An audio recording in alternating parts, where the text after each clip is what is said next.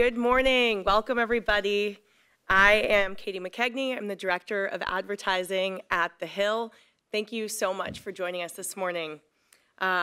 Welcome to this morning's briefing, A Healthy Start, Infant and Early Childhood Nutrition. I'd like to start by thanking our sponsor, Nestle, who made this morning's program possible. The next update to the nation's dietary guidelines out in 2020 will include recommendations for pregnant women and children from birth to age 2 for the first time ever. We look forward to discussing these guidelines and how we can provide the knowledge and tools necessary to make healthy choices starting at a young age. Before we begin, a few quick housekeeping notes. In addition to our audience here in the museum, we're live streaming at thehill.com/events. Please keep your phones on silent, but we really do encourage you to participate via social media. You can engage in the discussion by following us on Twitter at The Hill Events and commenting using the hashtag #BuildingBlocksOfHealth. We're going to be taking questions from the audience during this time, so please do be on the lookout for members of our team with handheld mics. And lastly, we always aim to give you all the best experience possible and take away from our events new information and new perspectives. So we do encourage you to please complete the short feedback survey that is on your chair. And with that, let's get started. We begin this morning with the USDA's Administrator of the Food and Nutrition Service, Brandon Lips. The USDA's Food and Nutrition Service administers the food stamp program and child nutrition programs such as the school breakfast, lunch, and milk and school food service equipment programs. Joining him on stage this morning is my colleague, The Hill's Editor-in-Chief, Bob Cusack. Bob? Thanks, Katie. Thanks for coming this morning. Administrator, let's talk big picture. What is the role of government on childhood nutrition? Sure, government has a huge role. We've got a lot of agencies involved in nutrition, both at the child level and at all different levels. Core to that is certainly the dietary guidelines process, which I assume you want to talk a little bit more about today. And the government has a role in that to make sure that we're getting science-based information out for all Americans to be able to make healthy choices on that front. Now, speaking of the dietary guidelines, you're in the midst of expanding them for expectant mothers and children from birth to age 2. I know this was included in the Farm Bill 2014. Right. But how did this come about generally? Was this something discussed? And it is 2018, so why did it take 4 years to get this process going? Sure. The Food and Nutrition Service had been working on this population prior to the 2014 Farm Bill being passed. So we'd been having conversations about this with stakeholders for a long time to make sure that we have good advice on this population. Not sure if they told you, but I have 4 children of my own, an 8-year-old, 5-year-old, and 1-year-old twins. So every time they go through this birth to 24 age group, we have all these questions about how long should we breastfeed and when should we start complementary feeding. There's a lot of questions out there, and I think the public can be helped with information on that, both our vulnerable populations and all folks across the board. So FNS had been working on that a long time. Congress saw this as an important area that we should speak to. And so they put that in the 2014 Farm Bill, and since then we've been working on wrapping that into the dietary guidelines process, and we'll be doing that as we go forward for the 2020 dietary guidelines. You mentioned you have 1-year-old twins, and you were drinking a lot of coffee backstage. But I do want to get that's true. Your just personal view of raising kids, and how does that factor into your job of realizing what they want and what really to give them? Right. The first thing I'll say is all kids are different. We were talking about that backstage a little bit as well. Our 8-year-old kind of became the third parent when the twins came along. And my 5-year-old is just always happy to live life. So kids are different, and we need to take that into account even when we're considering nutrition advice. But when we go through the process of ensuring that we have science-based recommendations, we want to make sure that families have the knowledge that they need to empower them to make good decisions for their children. And I think we have a role in government to encourage healthy choices among Americans. We need to make sure that they have the knowledge to do that with and the tools to make those things happen. Certainly we need them in our family. We relied on our pediatricians a lot to talk to us about what to feed to our children, and I think they're important partners in this certainly. But we got a lot of partners to work with as we go forward on defining nutrition for this population. On nutrition, I mean, why are the first 2 years so important? Certainly as a father, I can speak to why those first 2 years are important, and healthy choices do start at that age. It's a lot harder for us to change those patterns as we get older in life. Certainly, I think that's something that a lot of us struggle with. And if we can start healthy choices early, even at that very young age, introducing healthy foods to those children, I think they'll make better choices as they go through life. But certainly I was, the pediatricians invited me over to a working group shortly after I started this job, and we were talking about this population.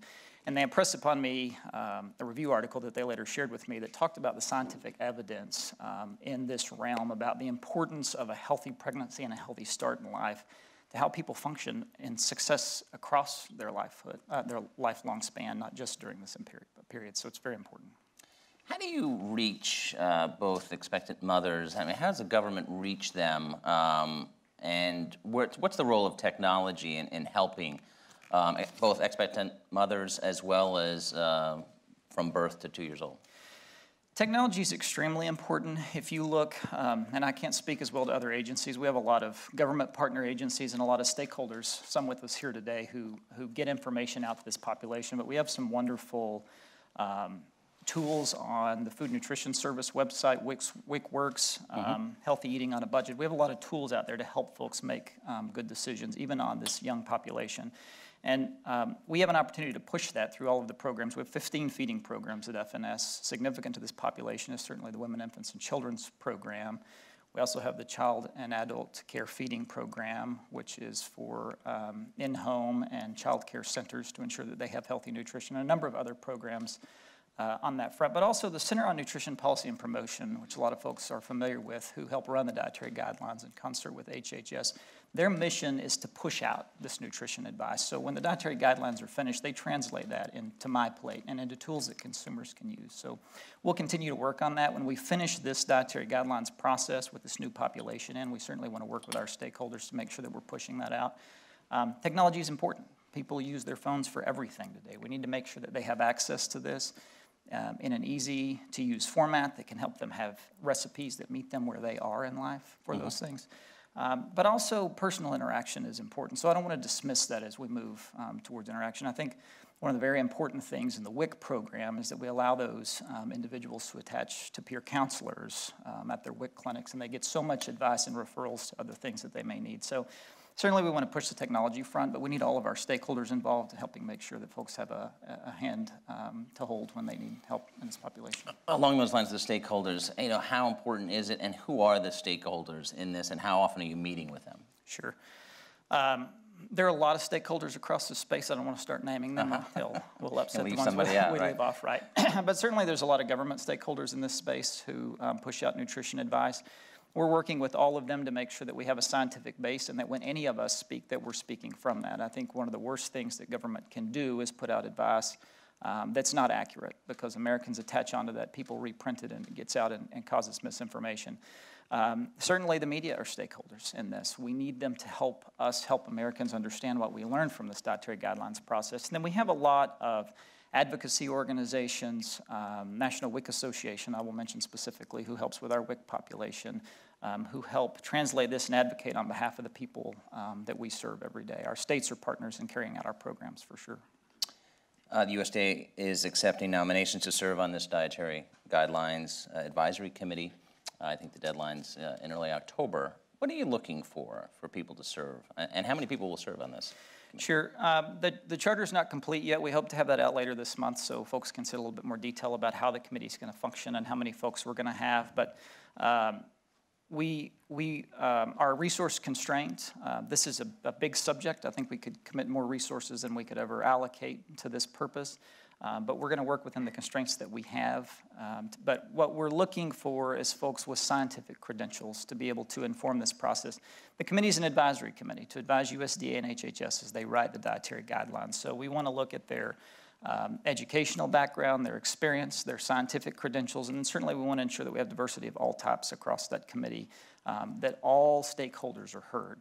The process has to be transparent. If folks can't see what's happening in the process, they're not going to trust the end product that we put out.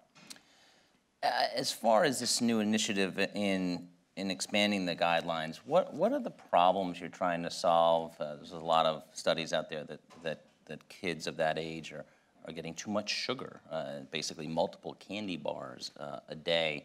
Other than that, and how do you attack that and maybe other problems too? Right. I don't know that I would say that we're particularly trying to solve that problem. I think most of us know that that's not a good idea. Probably most of the parents serving candy bars to children of this age know that that's not a good idea. What the dietary guidelines should advise is the science behind what we should be feeding to our children and what the best nutrition advice is that we can give. And then we, as an agency, but also with all of our stakeholders. I want to go back to that for a minute. We have over 100 partners who partner with the Center on Nutrition and Policy Promotion for My Plate to get that information out. Our sponsor today is one of those organizations.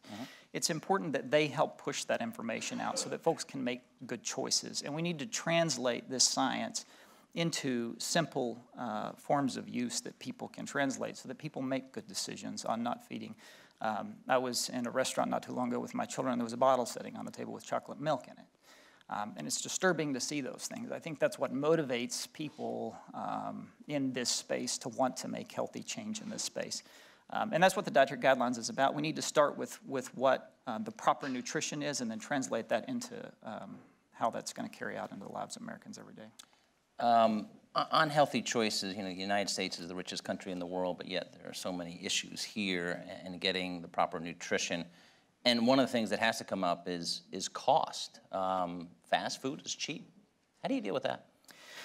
There are a lot of different ways to deal with that. Certainly, people that are making bad nutritious choices are constrained by something. Some folks are just constrained by the knowledge. They don't know what the healthy choice is, and that's a significant purpose of ours. Certainly in vulnerable populations, we at the Food and Nutrition Service have a role in serving those populations through our WIC program, our SNAP program, our CACFP program. We have a lot of opportunities to serve those programs to help them with those cost issues. But there are other factors in that as well. For some folks, it's time. For some folks, it's having the proper cooking utensils. A lot of these folks in this population don't have the pots and pans that you and I have and the tools to cook this food or the knowledge of how to prepare those food. So we do a lot of work in that space at FNS to educate this population. Partners are important in that, but we have to figure out where folks are and meet them there with whatever's constraining them from being able to make those healthy choices. And at the end of the day, not everybody's going to make those healthy choices, but we need to do everything that we can to help encourage that. There have been reports in the press that immigrants who are trying to get their green cards have not or have been shying away from government programs they may be eligible for. The Secretary has indicated that he's looking into that. Is there any update to that? And is there any facts behind that there is some concern that they could be getting these benefits, but they're shying away from them because they fear they could be deported, et cetera, et cetera? Sure. We are looking into that. The Secretary's made very clear that he wants us to do that. We have had discussions along that front. I want to be clear, there's a lot of talk about the potential public charge rule, I think, that is spurring some of those fears. That's not even a proposed rule at this point, so there's a lot of speculation on that front. I think we need to be careful in talking to these populations that we don't encourage that fear. The Secretary was very clear in his concern for the vulnerability of this population and that we serve them well. It's also significant to note that the WIC participation's been declining for a long time, since about 2009, and WIC has been up and down over time. So we've been having discussions about that internally before the discussions came about these immigration fears. To your specific question, we don't have any data on that. We've all heard some anecdotal conversations from some of our partners on that front, and it does give concern, and we're going to look at that. But we also want to look at the broader picture of why is WIC participation declining. Some of that has to do with the decline in the birth rate in Americans. But with regard to the percentage of the population, of the eligible population participating, we want to make sure that people have access and that we're reducing barriers to that access. States run the program, they run them differently, and we want to allow them flexibility. But we need to talk to all of our partners, including the states, about how we provide better customer service to that population. If my family came in, the 8-year-old's not eligible, the 5-year-old is, and the twins certainly are, but we have a household of 6.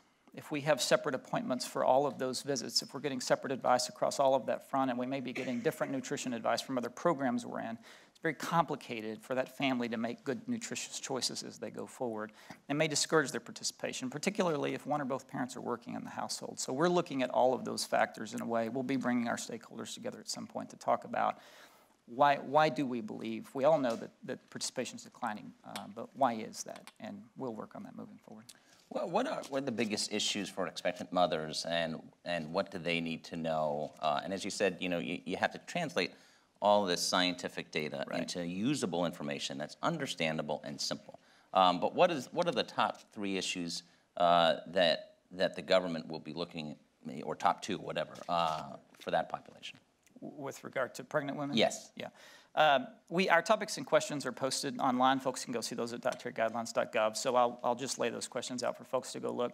Again, we have 4 children. We've been through 3 pregnancies. I have supported my wife in 3 pregnancies. I'll say that. I want to be clear. That I did not go through that. She did the hard work. Yeah. We actually, I'll just be a little transparent on this, but we recently announced our WIC breastfeeding campaign, which we're very excited about, and I want to encourage people to push that out. But it is about supporting pregnant women through that time. Okay. And the initial quote we drafted appeared a little bit like I was breastfeeding our children and had been through all that. I have not been through that pain. But I hope my wife would say that I supported her well in that. During the time that they're preparing for birth, with regard to the dietary guidelines, we need to make sure that they know what to eat for the best interest of the child. It goes back to what we talked about earlier on about a healthy pregnancy affecting development across life. What happens in the womb starts nutrition for those children. And then that they have the good advice that they need when that child is born to know how to feed them well, and whatever choices that they're making, that we can support them in that. We have a few minutes left, so we're going to open up for questions from the audience. We have people with microphones, so if you can raise your hand and then identify yourself and wait for the microphone to come to you, because we are live streaming on thehill.com. And there's one right there. Thank you. Mike Miller, I'm a physician, health policy person, and work with the Senior Policy Advisor for Healthy Women. And following up on the issue of proper nutrition information and guidance for women who are pregnant, can you comment at all about sort of the best routes or the multiple routes for getting that information to them, and particularly through the healthcare system and the role of having insurance or being uninsured plays in women getting that information, getting correct action for their nutrition? Thank you. Sure. I'll say with regard to the healthcare system, that's a little bit outside my expertise, and we probably don't any of us want us commenting on that. But certainly with regard to partners, the first thing we have to do is make sure we get the science right. We get the science right, we'll write the dietary guidelines. When we get that information, we need to partner with all stakeholders to get that information out. We've had wonderful stakeholders, partners who have helped us push out the information from the dietary guidelines for many years. But we have a focus on new populations coming on, pregnant women, which you're referring to, and also children. And so we need to partner with all of those groups. It's part of the reason I was excited to be invited over to talk to the pediatricians. When we get this advice out, we need to be partnering with them at getting those out. People go to purchase their food. We need to make sure that they have the information that they need to go out there, that they have these technology solutions, and that we're putting, for our vulnerable populations, that we're pushing those out across all of our programs. A lot of health referrals come from WIC clinics. So that's a good place where we can push that information out inside our agency to make sure folks get those. But certainly at Food and Nutrition Service, we're willing to partner with any partners to get that information out. And certainly across government, we can have more conversations about how we can better push out nutrition advice. I think we can always improve upon that. Any other questions? I wanted to ask you, like, how much are you coming to Congress and consulting with them, and how much interest do you get from members of Congress? This is not a top issue that you hear on cable news networks and that kind of thing. So how often are you on the Hill? I'm not on the Hill a ton, but our team is on the Hill quite a bit talking about this. We do get interest. It's not something that makes the headlines a lot, but I do think it's something that members have a lot of interest in across the span.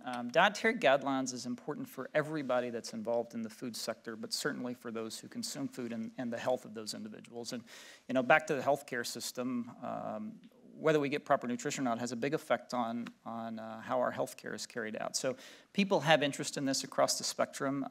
Our team at FNS is communicating with the Hill a lot about this. There's a lot of interest on all sides of ensuring that the process is transparent and that it's science-based. And so we are doing everything that we can to increase that, and we say double down on both on our transparency as we move forward in this process. I think HHS and FNS, USDA have done a good job on that in the past, but speaking to technology, a lot of the stuff I hear from folks that they didn't understand last time was we just didn't have a digestible form for them. So the team at CMPP with their partners over at HHS are working very hard on opportunities to get that information out so that everybody can see as we go through this process how we got to the dietary guidelines. If they don't trust the process, they're not going to trust the information and they won't use it to make healthy, nutritious choices.